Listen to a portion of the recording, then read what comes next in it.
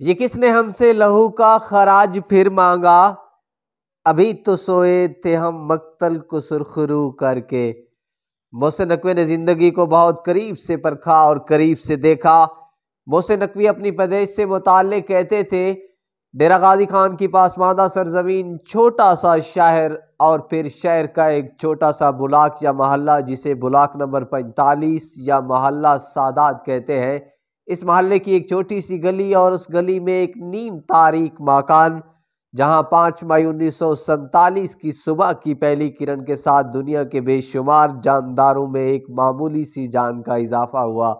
چھوٹا سا گھر تھا، حسب روایات خوشی منائی گئی، 2-4 لمحوں کی مبارکباد اور پھر سناٹا چھا گیا تھا۔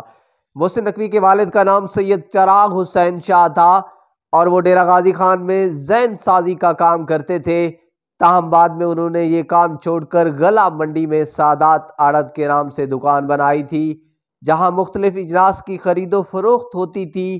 کچھ عرصہ کے بعد یہ کام بھی ختم ہو گیا۔ محسن نقوی نے اپنے بزرگوں کے ساتھ مل کر انڈسٹری کے میدان میں قدم رکھا اور سادات کاٹن فیکٹری کے نام سے ڈیرہ غازی خان میں پہلی کاٹن فیکٹری کی بنیاد رکھی۔ بعد میں محسن نقوی ایک خطیب کے روپ میں سامنے آئے۔ محسن نقوی ڈیرہ غازی خان سے لاہور منتقل ہوئے اور لاہور کی ادبی محفلوں میں بے پناہ شہرت پائی تھی۔ وہ 6 بہن بھائی تھے۔ محسن نقوی نے گورنمنٹ کالج ملتان سے گریجویشن کی اور بعد میں پنجاب یونیورسٹی سے MA کی ڈگری حاصل کی۔ انسانی جذبات کو سخن میں ڈھال کر اسے سمندر جیسی گہرائی بخشنے والا شاعر محسن نقوی سیاسی انقلابی ورکر بھی تھا۔ 1977 میں مفتی محمود کے مقابلے PP کے ٹکٹ پر الیکشن بھی لڑا۔ وہ بھٹو خاندان کے بہت قریب تھے۔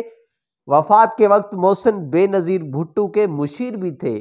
موت ایک کھردری حقیقت ہے اور اس سے کوئی بھی زیرو آنکھیں نہیں چرا سکتا، لیکن موت کے بارے میں محسن نقوی کے یہ انکشاف کرنا کہ ان کی موت کب، کہاں اور کیسے واقع ہوگی اور بعد مرگ کے احوال و اثرات کیا ہوں گے، ہر صاحب فہم انسان کو گہری حیرت میں ڈال دیتے ہیں۔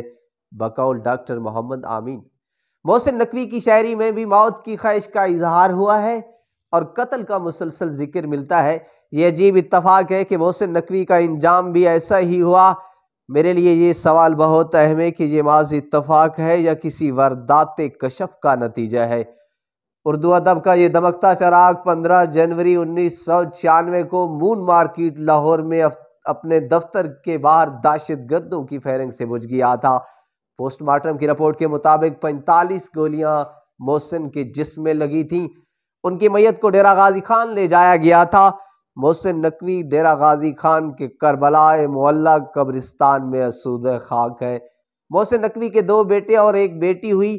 بڑے بیٹے کا نام سید عقیل محسن نقوی ہے، جو اپنے بابا کے نقش قدم پر چلتے ہوئے ذکر اہل بیت علیہ السلام بیان کرتے ہیں۔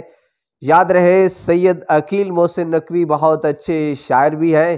ان دنوں لاہور میں واقع علامہ اقبال ٹاؤن ہاؤس نمبر 192 ریزہ نجف میں رہائش پذیر ہے۔ یہ وہی گھر ہے جہاں سید محسن نقوی نے اپنی زندگی کے آخری ایام گزارے تھے۔ محسن نقوی کے والد سید چراغ حسین نقوی چند دن پہلے 23 اگست کو اس فانی جہان سے کوچ کر گئے تھے۔ ان کی نماز جنازہ لاہور ماڈل ٹاؤن کے گراؤنڈ میں ادا کی گئی تھی۔ مولانا غلام شبیر نجوی نے ان کی نماز جنازہ پڑھائی تھی۔ مرحوم سید چراغ حسین نقوی کو ان کے آبائی گاؤں لیل ورکا گجرانوالا میں آہوں اور سسکیوں کے ساتھ سپرد خاک کر دیا گیا تھا۔ ناظرین، ہماری اس کہانی کے بارے میں ایک کمنٹ ضرور دیجیے گا۔ ہاں، اگر ابھی تک آپ نے ہمارا چینل سبسکرائب نہیں کیا تو پلیز ہمارے چینل کو ضرور سبسکرائب کیجیے گا۔